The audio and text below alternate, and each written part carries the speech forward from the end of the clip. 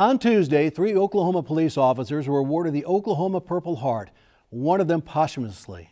And an Oklahoma National Guardsman was awarded the Oklahoma Medal of Valor. Steve Shaw attended the ceremony hosted by Governor Stitt, along with family and friends of the 4 courageous men. Tuesday afternoon in the second-floor Blue Room of the newly refurbished state capitol, Governor Stitt handed out awards that are the first ever of their kind.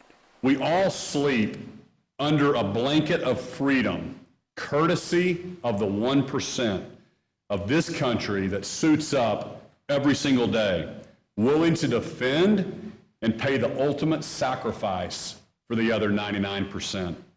In Oklahoma, we recognize that 1%. On June 29, 2020, Tulsa Police Sergeant Craig Johnson paid that price. Johnson and fellow officer Arish Jargashan attempted to pull over career criminal David Anthony Ware. Police say Ware fatally shot Sergeant Johnson and shot Officer Jargashan in the head. Though critically wounded, Jargashan was still able to provide vital information to responding officers. Tulsa prosecutors intend to seek the death penalty for Ware. Tuesday, Sergeant Johnson's widow, Christy, and Officer Jargashan received Oklahoma's inaugural Purple Hearts. We still operate, we still get along, but it's difficult because we're missing one. In Oklahoma City last November 11th, a slew of Oklahoma City police officers engaged in a chase and then a gun battle with 37-year-old murder suspect Brandon Milburn. It ended near downtown with Milburn dead. Officer Zachary Barbie also took a bullet to the chest.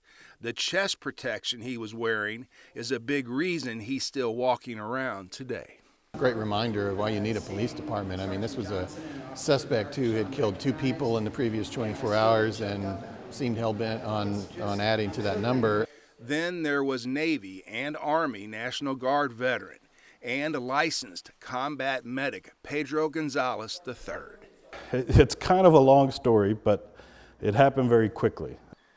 At 11:30 p.m. last September 19th, Gonzales was at home on the couch with his girlfriend when his elderly next-door neighbor banged on his front door. She told Gonzales a former renter she had just kicked out of her house had broken back in.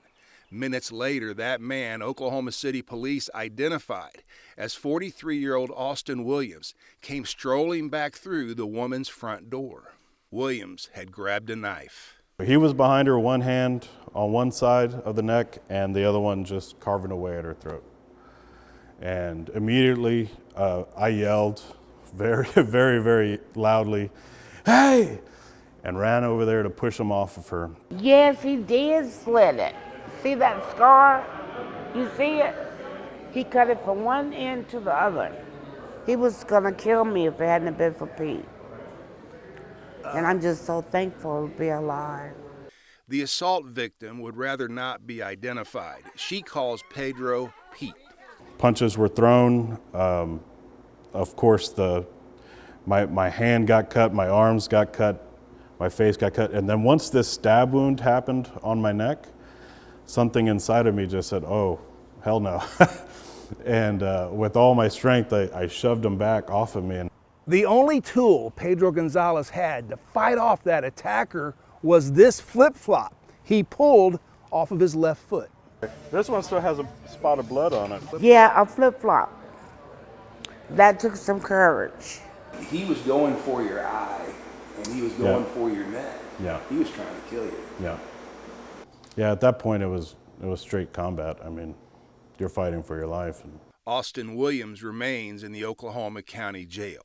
My props to the police officers. They were ready to find him, and they were there aggressively. They were there ready to go.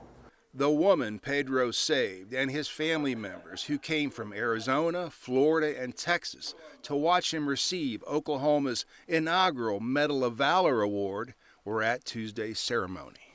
The reality is that I think he just did what needed to be done. Let's be real there, is that I think he just saw an opportunity to defend someone, and what was in his hands he used. And I am so proud of him. He just makes me a proud mother, and I love him even more. Even though he's dead, he's in heaven. If he could see him, he would be so proud of him. I think he saw him. Yes. I think he's watching. He is an amazing young man. He's come a long ways. And to give his life for somebody else, it's not everybody will do it. So I'm proud of him. Steve Shaw, the Oklahoma News Report.